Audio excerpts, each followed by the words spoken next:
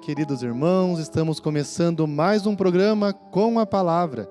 E hoje, dia 19 de março, dia do glorioso São José, também esse grande patrono da obra Evangelizar é Preciso, patrono da Santa Igreja Católica e maior de todos os santos depois da Virgem Maria.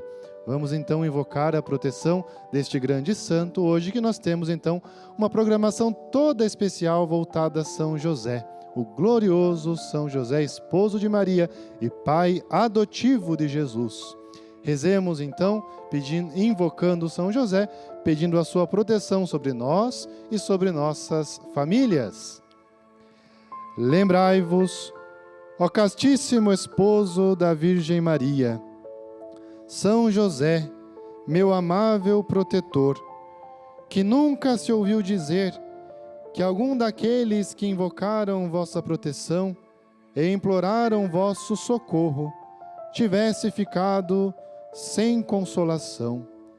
Com esta confiança, venho à vossa presença pedir vossa intercessão. A vós fervorosamente me recomendo e com confiança vos peço. Aqui apresente a sua intenção, os seus pedidos, peça pela sua família, você que é mãe pelos seus filhos. Por qual intenção você quer apresentar a São José? Apresente agora. São José, pai adotivo do Redentor, não desprezeis minhas súplicas, mas dignai-vos a acolhê-las favoravelmente. Amém. E então, já convido que você, nesse dia de São José, envie para nós as suas orações, os seus pedidos, o que você quer pedir então a esse glorioso santo. E você então pode estar ligando aí no telefone que aparece na sua tela. E vamos então invocar o glorioso São José. Meus irmãos, o nosso tema de hoje então é o tema Quem pode ir ao Pai? E o evangelho que nós vamos hoje então meditar, o evangelho de João, capítulo 8, versículos do 21 ao 30. Então hoje é dia do glorioso São José, portanto se você pegar lá a sua liturgia diária, você verá que a leitura hoje é outra. Mas se nós estivéssemos hoje então celebrando a quaresma, terça-feira da quaresma, não com a solenidade de São José, nós teríamos essa leitura. Então vamos meditar esse evangelho maravilhoso também no tempo de quaresma, louvando o glorioso São José. Pegue lá sua Bíblia, abra então no evangelho de João e vamos juntos meditar a palavra de Deus. Começando então ali no versículo 21. Jesus disse-lhes: Eu me vou, e vosso pecado, e vós me procurareis, e morrereis no vosso pecado. Para onde eu vou, vós não podeis ir. Perguntavam os judeus: será que ele vai se matar? Pois diz: para onde eu vou, vós não podeis ir. Ora, meus irmãos, aqui Santo Agostinho, meditando esse evangelho, comenta que essa opinião dos judeus é uma opinião tola. Será que vai se matar? Não, Jesus estava falando aqui, na verdade, do céu. Sim, ele fala da sua morte, mas a sua morte não como fim, a sua morte como meio. Para onde eu vou, vós não podeis ir, é para o céu, por causa dos pecados. E aí ele continua, então ali no versículo 23. Ele lhes disse: vós sois cá de baixo, eu sou lá de cima. Vós sois deste mundo, eu não sou deste mundo. Olha só o pensamento daqueles que são mundanos, daqueles que não têm o coração nas coisas do céu. Por isso que a liturgia nos ensina corações ao alto. Por isso vos disse: morrereis no vosso pecado.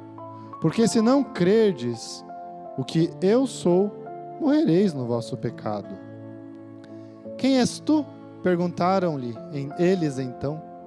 Jesus respondeu: exatamente o que eu vos declaro. Tenho muitas coisas a dizer e a julgar a vosso respeito, mas o que me enviou é verdadeiro, e o que dele ouvi, eu o digo ao mundo. Eles, porém, não compreenderam que ele lhes falava do Pai. Jesus então lhes disse: quando tiverdes levantado o Filho do Homem, então conhecereis quem sou, e que nada faço de mim mesmo, mas falo do modo como o Pai me ensinou. Aquele que me enviou está comigo. Ele não me deixou sozinho, porque faço sempre o que é do seu agrado. Tendo proferido essas palavras, muitos creram nele. Olha só que coisa maravilhosa, como a fé vai surgindo da pregação de Jesus. Muitos creram nele. Meus irmãos, quando nós lemos esse evangelho, você deve se recordar do evangelho de ontem, da liturgia de ontem, parece um grande contraste. Ontem o evangelho foi o evangelho da mulher adúltera, então que é perdoada por Jesus. Jesus diz: ninguém te condenou, eu também não te condeno, vai e não peques mais. Um Jesus manifestando a misericórdia. Hoje, porém, nós escutamos palavras duras de Jesus. Olha só, Jesus diz: morrereis no vosso pecado. Meus irmãos, parece que são dois Cristos diferentes. Um Cristo misericordioso e um Cristo da justiça. Aos olhos humanos parece que o evangelho de ontem, Jesus se manifestava então como o misericordiosíssimo Salvador, como lemos lá no evangelho de Mateus, capítulo 25, sobre o juízo. Jesus, como que ontem, parece que dizia: vinde benditos de meu Pai. E hoje, parece que ele diz: apartai-vos de mim, malditos. Qual é o Jesus verdadeiro? Será que Jesus é misericordioso ou é justo? Ou será que Jesus é os dois? É misericordioso e justo? Vamos meditar, então, essas verdades da nossa fé. Meus irmãos, os maiores pecadores podem se converter. Os maiores pecadores, quando se voltam para Deus, recebem o perdão, e nós vemos isso no ministério de Jesus. Porém, nós vemos também que muitos homens, aparentemente piedosos, aparentemente seguidores da lei, que se acham já justificados, rejeitam Jesus. Então nós vemos esse contraste. No mundo moderno, nós temos uma ideia que não está adequada com o Evangelho. As pessoas acham que todos serão salvos sem precisar de conversão. Você já escutou isso na tua vida? Dizerem assim: não, nós seremos salvos, Deus é bom, e como se nós não precisássemos fazer nada. Muitos pensam assim. Hoje em dia, há alguns que nem pensam na salvação, né? Pessoas que vão levando a sua vida, vão preocupados com o trabalho, preocupados com as curiosidades da vida, com viagens, com o que tem que comer, com o que tem que beber, e nem pensam no céu, nem pensam na salvação. E quando essas pessoas então falam sobre o céu, em algum momento, falam da salvação, pensam assim: eu acho que eu vou para o céu, né? Nunca matei, nunca roubei, então acredito que não fiz nada de mal para ser condenado, então Deus vai me salvar. E esse pensamento, meus irmãos, é um pensamento muito perigoso. Pensam esses que nós não precisamos fazer nada para sermos salvos, como se basta deixar o fluxo da vida nos levar. Esquecem-se esses das palavras de Jesus no Evangelho de Lucas, capítulo 13, versículo 24. Jesus diz: esforçai-vos por entrar pela porta estreita. Então, é necessário um esforço de conversão. Esforço esse, claro, que é um esforço impulsionado pela graça. Nós não somos salvos pelas nossas próprias forças, nós somos salvos pela graça de Deus, porém nós precisamos cooperar com a graça, nós precisamos deixar que Deus possa agir em nós. Por isso, esforçai-vos para passar pela porta estreita. Não só dizer assim: nunca matei, nunca roubei, serei salvo. Não, esforçai-vos. Nos convertamos, busquemos amar a Deus. E então, essa mentalidade mundana, que procura uma salvação sem nenhum esforço, sem nenhuma conversão, é uma mentalidade que teme muito mais o mundo do que teme a Deus. O santo temor de Deus, como nós entendemos, o temor de Deus é o princípio da sabedoria. Quando você escuta então uma pessoa dizer assim: eu nunca matei, nunca roubei, então certamente Deus vai me salvar. O que no fundo essa pessoa está falando? Quando nós olhamos os mandamentos, nós percebemos uma coisa: nem todos os pecados são crimes. Nem todos. Porque o que é um crime? Um crime é um pecado, sim, mas é um pecado que perverte a ordem social. Então, nem todos os pecados pervertem diretamente a ordem social e, portanto, não são crimes. Só que quando a pessoa diz, não, eu nunca matei, nunca roubei, então acho que eu vou para o céu, essa pessoa está pensando o seguinte, ela teme o poder policial, ela teme ser presa. Isso ela teme. Ela não tem temor de Deus, não teme ofender a Deus, mas já que matar e roubar são crimes puníveis, então essa pessoa teme. Olha só, a idolatria, você teme mais os poderes humanos do que o próprio Deus. E há um outro tipo de idolatria também aqui no temor humano. Aquelas pessoas que temem o seu meio social. Então você pergunta, você vê uma pessoa piedosa, uma pessoa que não comete pecados. Você pergunta, por que você não comete adultério? Por que você não comete esse e aquele pecado? E se você for a fundo na consciência da pessoa, ela não comete por medo do que os outros vão achar. Olha só, não é por temor de Deus, não é o santo temor de Deus, é por medo do que os outros vão dizer, do que os outros vão pensar. Então, a pessoa troca aqueles pecados por um outro pecado, a idolatria. Começa-se então a idolatrar o homem. E qual é a diferença de temer a Deus e de temer os homens? É que, meus irmãos, os homens, neste mundo marcado pelo pecado, geralmente não perdoam. Geralmente são insensíveis. Mas Deus é misericordioso. Deus, você sabe que Ele sempre estará ali disposto a te perdoar, se você se arrepender. O evangelho de ontem, né? A adúltera arrependida. Por isso, vamos ter o santo temor de Deus, e não esse temor meramente humano. Vamos, então, louvar o nosso Deus, que é um Deus de misericórdia.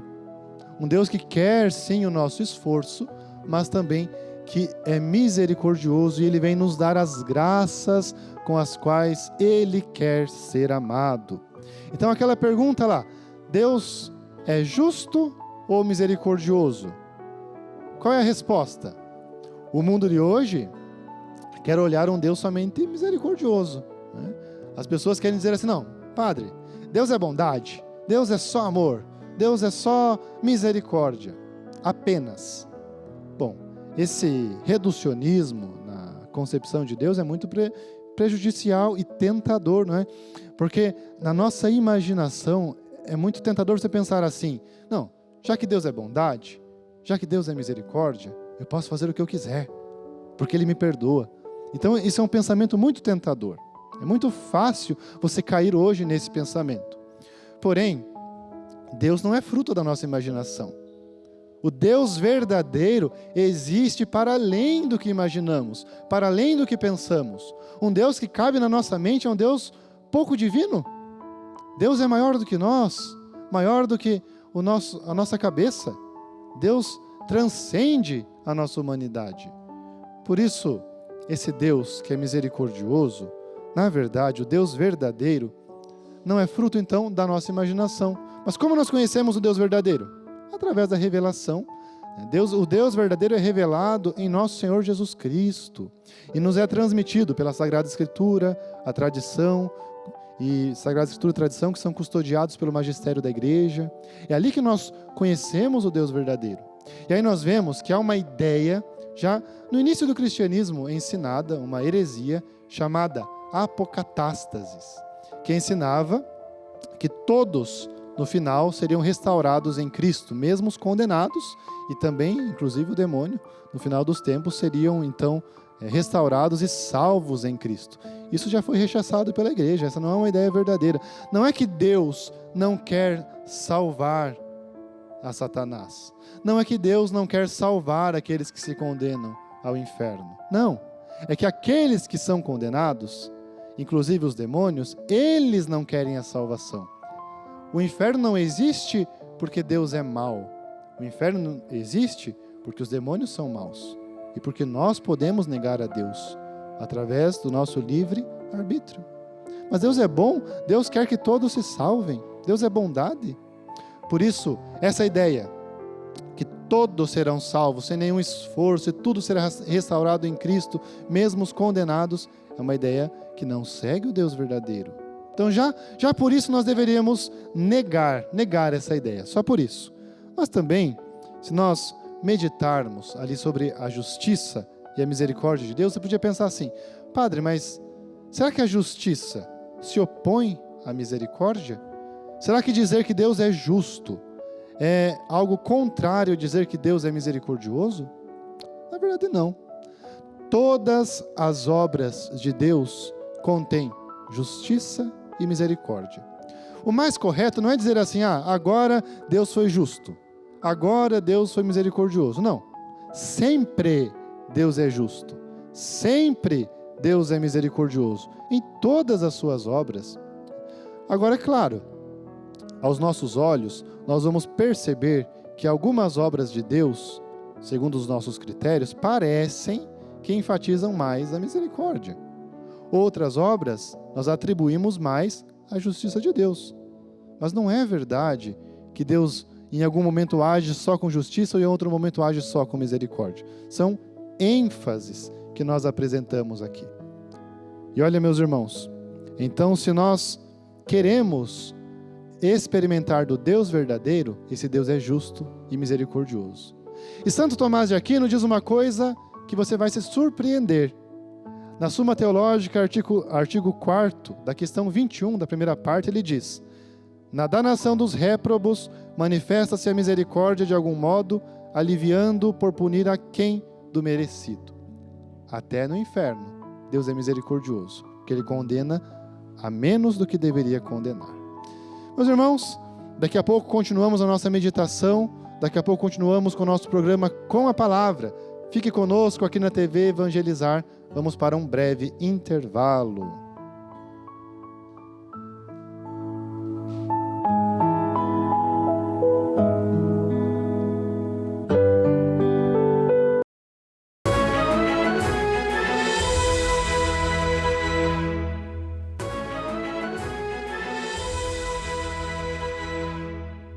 Queridos irmãos, voltamos com o nosso programa Com a Palavra, hoje é dia 19 de março, dia do glorioso São José.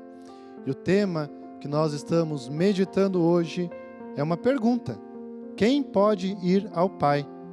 Se você acompanhou já o início da nossa meditação, já percebeu, quem pode ir ao Pai? Quem se deixa transformar pela misericórdia. A misericórdia nos transforma. Guarde essa frase, meu irmão. Deus te ama como você é. Você não precisa mudar para Deus te amar. Deus te ama como você é. Mas porque Ele te ama, Ele não te deixa onde você está. Se você está no pecado, Ele não te deixará no pecado. Ele vai te livrar do pecado. Basta você se abrir para a graça de Deus. Deus nos ama como somos, mas não nos deixa onde estamos. E a leitura que nós estamos nos servindo hoje para meditarmos a palavra de Deus é o Evangelho de João, capítulo 8, versículos do 21 ao 30. Então percebemos que Deus é justiça e misericórdia. Não é um Deus que simplesmente perdoa sem a conversão. Mesmo no Evangelho de ontem, dizendo à mulher adúltera, né, ninguém te condenou, eu também não te condeno, mas vai e não peques mais. Então essa misericórdia de Deus nos transforma, nos leva à conversão. Por isso nós percebemos que a misericórdia, para ser de fato misericórdia, precisa de 3 aspectos. A misericórdia precisa ser afetiva, efetiva e verdadeira. Tanto a misericórdia de Deus, ela age assim, mas também o nosso ser misericordioso também, porque nós precisamos agir com misericórdia e impulsionados por Deus. Nós também somos instrumentos de salvação na vida das pessoas. Deus usa de cada um de nós. Então vejamos como que essa misericórdia acontece na prática da nossa vida. Primeiro aspecto da misericórdia, esse amor pelos pecadores, pelo miserável, precisa ser afetiva. Nós sabemos que Deus se compadece de nós. E muito mais no Sagrado Coração de Jesus, o coração humano que se compadece de cada um de nós, porque Ele viveu aqui na nossa terra, experimentou das nossas dores, e nos carrega em seu colo Então esse coração de Jesus se compadece de cada um de nós. Que maravilhoso é o Sagrado Coração de Jesus. E lá daquele coração de Jesus, coração glorioso, brotam sangue e água, sinais da misericórdia de Deus. Graça e misericórdia são derramados em nossos corações. Também, quando nós olhamos o crucificado, quanta compaixão, né? Estamos agora nos aproximando, né, de um tempo mais próprio da paixão de Cristo. Você na sua casa tem um crucifixo? Se tiver, fique perto do crucifixo. Deixe um crucifixo perto da sua cama, um crucifixo no lugar onde você mais fica aí na sua casa, e olhe para o crucifixo nesse tempo. Olhe para Jesus crucificado. E você então, ao contemplar o crucifixo, você vai contemplar o olhar do Cristo. Um Cristo que, compassivo, do alto da cruz nos ama, do alto da cruz derrama o seu amor por cada um de nós. E nós também precisamos da compaixão, viver a compaixão. Dou um exemplo a vocês. Certa vez uma mãe foi com a sua filha ao supermercado. Comprou algumas coisas ali e comprou um chocolate para a sua filha. Saindo do supermercado, a mãe estava com pressa, então foi correndo para o estacionamento do supermercado para chegar no seu carro, e a filha, que era pequena, veio atrás da sua mãe. A mãe então chegou no carro, já foi guardando as compras ali, e percebeu que a filha demorou um pouquinho, né, para chegar, mas logo chegou ali. E a mãe percebeu que a filha estava sem o chocolate que ela tinha comprado para a filha. Nossa, você já comeu esse chocolate? Ou você nem esperou chegar aqui no carro? E a filha pequena disse, não mãe, eu não comi. Então você esqueceu o chocolate? O que aconteceu? E a filha pequena disse, não mamãe, eu estava vindo e eu vi então ali, né, uma senhora com uma criancinha, bem pobrezinho, sentados ali, né, no cantinho da saída do supermercado. Eu vi aquela criancinha, mamãe, e eu senti pena, senti amor e dei meu chocolate para ela. Ela ficou tão feliz, mamãe. Olha só, o coração simples de uma criança sentindo compaixão. Às vezes, na correria da nossa vida, nós endurecemos o coração e deixamos de sentir compaixão pelo outro. Mas para sermos misericordiosos, precisamos abrir o coração. Precisamos ser como crianças, com a pureza como uma pureza dessa criança, sentirmos compaixão pelo outro. Então, olha só, o afeto da misericórdia. E muito mais. Se essa menina sentiu compaixão por uma miséria da fome, uma miséria no sentido mais biológico, quanto mais nós devemos sentir compaixão pelos pobres pecadores.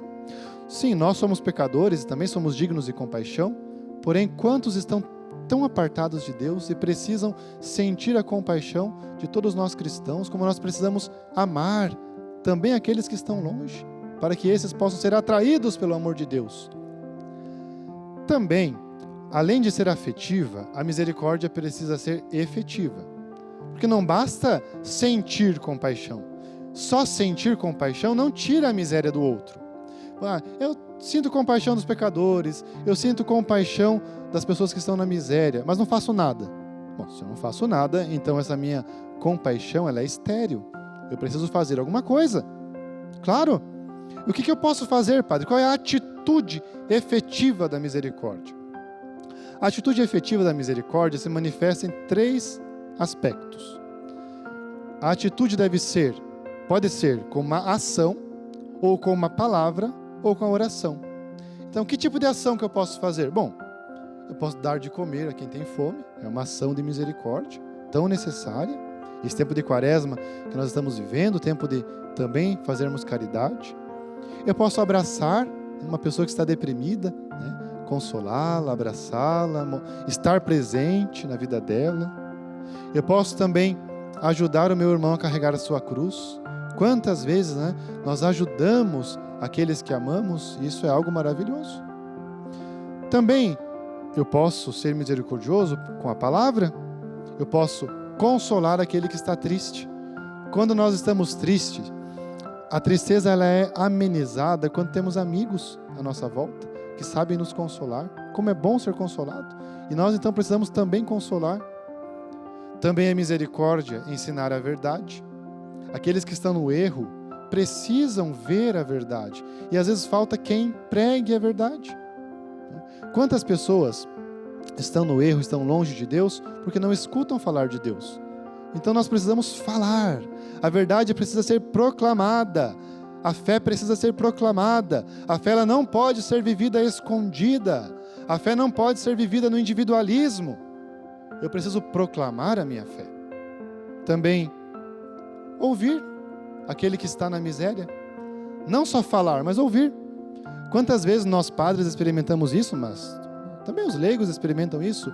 Pessoas que vêm nos procurar, querem ouvir uma palavra. Padre, me diz uma palavra aqui, um conselho, e a pessoa começa a falar. E a pessoa fica lá meia hora falando. E aí, o padre, né, nas suas limitações, diz alguma palavra, algum consolo, alguma orientação, mas muitas vezes até de forma limitada. E a pessoa diz, nossa, padre, eu saí mais leve dessa conversa. Foi mais a pessoa que falou, mas só de você escutar, de você ter a paciência, o amor e escutar o irmão. E também pela oração. Pela oração também nós podemos ser misericordiosos, precisamos rezar pelos nossos irmãos. Rezar. E hoje, olha só, dia do glorioso São José, é o dia de nós rezarmos pelos pecadores, rezarmos pela nossa família, por tantas situações, invocando São José. São José, por que ele é o maior santo depois da Virgem Maria? Porque ele recebeu a maior missão. Deus não dá uma missão e ao mesmo tempo, se ao mesmo tempo não desse as forças para cumprir a missão, é claro. Então, Deus deu a grande missão de São José. Qual missão? De cuidar dos maiores tesouros de Deus, de cuidar de Jesus e de cuidar de Maria.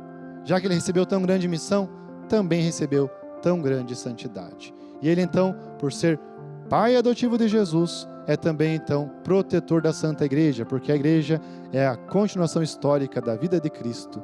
Então, vamos rezar implorando a intercessão de São José. E eu quero deixar a você também a bênção. O Senhor esteja convosco, Ele está no meio de nós. Abençoe-vos Deus Todo-Poderoso, Pai e Filho e Espírito Santo. Amém. Nesse dia do glorioso São José, continue conosco na nossa programação da TV Evangelizar, programação toda especial.